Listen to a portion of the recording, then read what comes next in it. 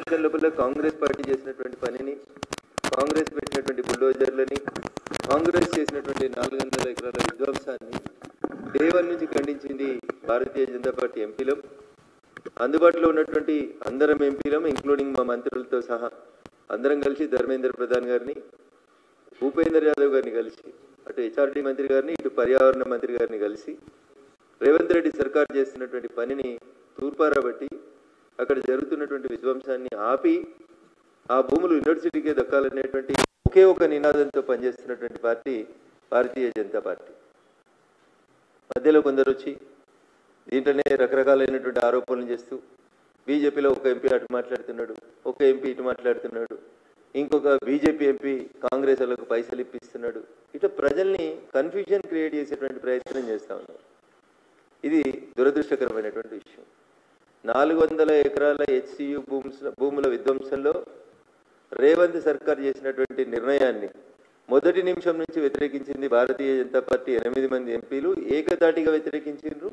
దాంట్లో మా 2 మంత్రులు కూడా ఉన్నారు. మా 2 మంత్రులు కూడా భారత ప్రభుత్వంలో భాగస్వాములైనటువంటి సంబంధిత మంత్రుల దగ్గరకు వచ్చి వినతి పత్రాలు ఇచ్చారు. విషయం సీరియస్నెస్ వారి దృష్టికి తీసుకొచ్చారు.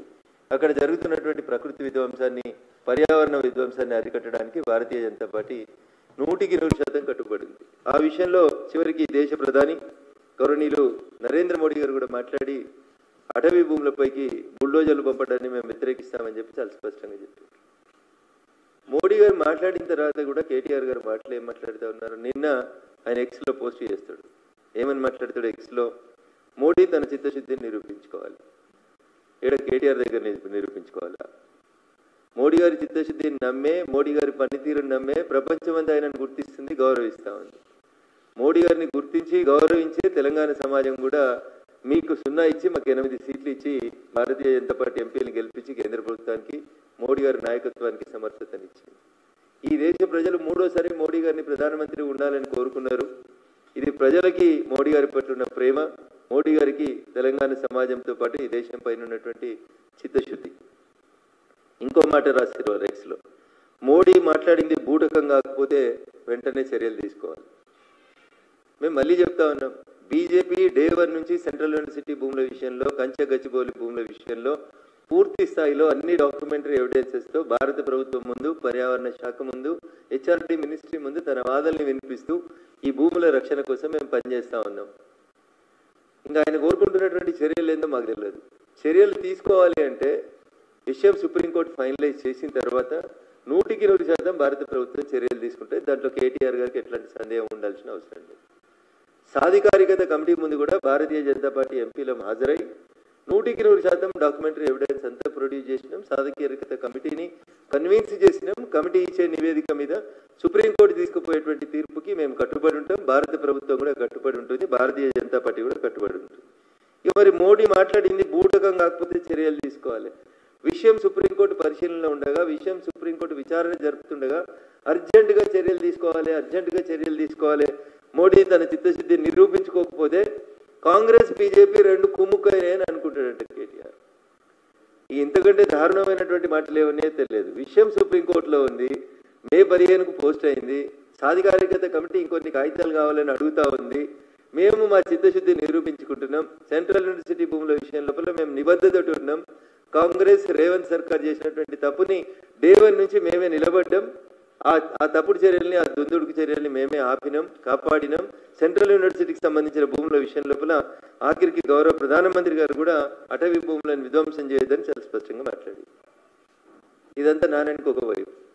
ఇక రెండో వైపు చూస్తానా, పొద్దులేస్తే రఘునందన్ రావు మామూలు ఎందుకు తిడుతున్నాడు, రఘునందన్ రావు కాంగ్రెస్ని ఎందుకు రక్షిస్తున్నాడని కేటీఆర్ గారికి రోజు డౌట్ వస్తుంది.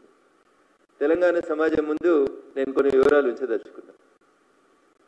400 ఎకరాల కోసం మేమందరం ఇంత గొంతుచించుకొని నడుస్తూ ఉన్నాం. మేము దుబ్బాక ఎమ్మెల్యే ఉన్నప్పుడు కూడా గట్టిగానే మాట్లాడినాం. ఏ రోజు కూడా ప్రభుత్వం చేసేటువంటి తప్పులకి మేము జంకలేదు. ఈ రోజు కూడా చెప్తా ఉన్నాం అన్న, ఈ రాష్ట్రంలో ఈ రాష్ట్ర ప్రజలందరూ కూడా ఆలోచించుకోవాలి. ఇలా కేటీఆర్ నొక్కుతున్న సన్నాయి నొక్కులేంది? గాలి, నీరు, వాతావరణం రక్షించబడాలి, పర్యావరణం రక్షించబడాలి. 400 ఎకరాల కోసం మాట్లాడుతున్నాం, మీకంటే మేము గట్టిగా మాట్లాడుతున్నాం. కానీ నాదొక ప్రశ్న కేటీఆర్ గారికి, 400 ఎకరాల గురించి ఇంత జ్ఞానోదయం అయింది కదా నీకు బోధి వృక్షం కింద కూర్చుంటే కేటీఆర్ గారు, మరి జీవో 111 ఎత్తేసి జీవో 111 ఎత్తేసి లక్షలాది ఎకరాల భూముల్ని కాంక్రీట్ జంగల్గా మార్చినందుకు మీరు మీ ప్రభుత్వం 10 ఏళ్ళు ప్రయత్నం చేసి ఏడ పడితే ఆడ ఎట్లా పడితే అట్లా ఫామ్ హౌజులు కట్టుకోవడానికి అనుమతించి ప్రకృతి విధ్వంసం జరిగిన మీ 10 సంవత్సరాల పాలనలో ఎందుకు గుర్తుకు రాలేదు మీకు? జీవో 111 ఎత్తేయడం వెనకాల హైదరాబాద్కి లంగ్ స్పేస్ అని చెప్పుకునేటువంటి ప్రాంతం అది. లక్షల ఎకరాల భూములు, నీళ్లు, గాలి, ఆ గాలి ద్వారా మనం పీల్చుకున్నటువంటి ఆక్సిజన్, ఇట్లాంటివన్నీ మీరు 400 ఎకరాలే పెద్ద లంగ్ స్పేస్ హైదరాబాద్ కష్టమవుతుంది అన్నప్పుడు మరి లక్షల ఎకరాల్లో విస్తరించబడినటువంటి ఫారెస్ట్ ఏరియాలలో లేదా గ్రామీణ వాతావరణాన్ని కలిగినటువంటి జీవో 111 ఏరియాలో చెట్లను కొట్టేసి కాంక్రీట్ జంగల్గా మార్చి ఫామ్ హౌజులు కట్టుకునేందుకు అనుమతి ఇచ్చారు కదా మీరు 10 ఏళ్లలో. దాన్ని ఏమనాలి కేటీఆర్ గారు? అప్పుడు ప్రకృతి విధ్వంసం జరగలేదా? ఇది అడిగితే రఘునందన్ రావు మమ్మల్ని ఎందుకు ప్రశ్నిస్తున్నాడు, గత ప్రభుత్వాన్ని ఎందుకు ప్రశ్నిస్తున్నాడు అన్నాడు. ఎందుకు ప్రశ్నించకూడదు? గత ప్రభుత్వం కాదు, ఈ ప్రభుత్వం చేస్తున్న పనిని కూడా మేము ప్రశ్నిస్తున్నాం. కంచె గచ్చిబౌలి భూముల గురించి మేమే 100% కొట్లాడినా మేమే ఆపినాం. It is an undisputed issue. దాని గురించి మేము రోజు మాట్లాడాల్సిన అవసరం కానీ చర్చించాల్సిన అవసరం కానీ లేదు. 400 ఎకరాల భూముల గురించి ఇంత గట్టిగా కేటీఆర్ మాట్లాడుతున్నారు. మేము దాన్ని స్వాగతిస్తూనే 111 జీవో ఎత్తేసి లక్షల ఎకరాల భూములు